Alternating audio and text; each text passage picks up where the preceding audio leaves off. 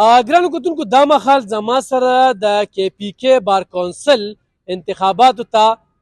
ولاړ سینیر ایډوکیټ سیف الله خان موجود دی. د هغوی سره به خبرې اترې کوو چې زموږ عدالتي نظام دا صرف د سیاسي کیسونو له به توجه ورکوي او که نه د عام خلکو کیسونو له هم توجه ورکوي. دې وخت کې په لکو فیصلې چې کوم دي نو هغه پینډینګ دي. ورسره چې کوم دی نو د جج اصل کار څه دی. ډېره زیاته مننه چې د وخت راکولو. دا ته وایي چې کومې فیصلې سیاسي فیصلې دي نو بس هغې له ډېر زیات چې کوم دی نو دوام یې ورکړی دی، خو عام فیصلې د دې ججانو په وجه باندې تاریخ په تاریخ څه وایي. السلام علیکم. زه ستاسو ډېر مشکور یم الف خان شیرپا صاحب چې تاسو زه د دې جوګو ګڼلی یم چې ما نه څه تپوس پوښتنه وکړې. زما د علم مطابق داسې بالکل هم نه را چې یاره ججان صاحبان چې دي نو هغه صرف سیاسي فیصلې کوي، چونکې دا خو سوشل میډیا دور دی او د سیاسي کمې فیصلې چې وي نو دا لږې پر معاشره کې داسې لږ واضح وي او خلک یې په تمه وي په اخبار په ریډیو په ټي وي باندې هغې صرف هغه پروملګیشن او پروجیکشن کیږي نو ځکه مونږ خلکو ته داسې ښکاري. ادروایز که تاسو وګورئ نو که په یو ضلع کې به وایلو یا په صوبه کې په های کورټ کې به وایلو پر از که 10 کیسونه سیاسي وي نو 2000 کیسونه د عام نور زما غوندې عام لیډیګنټس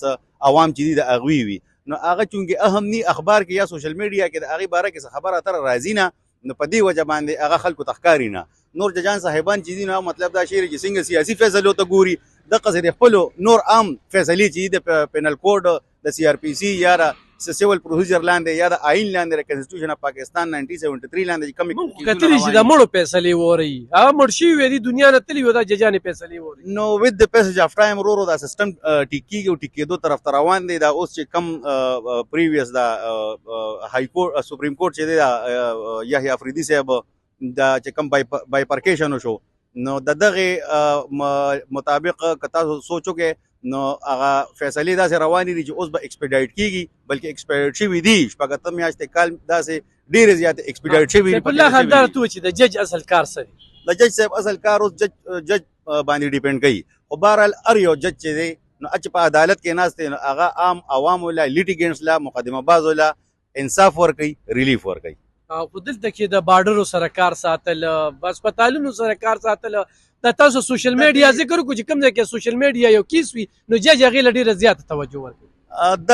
دا زموږ خامخیالي کیدی شي. او بله خبره دا ده چې که تاسو فرض کا مثال په طور د بارډر خبره وکړه نو تاسو کو جي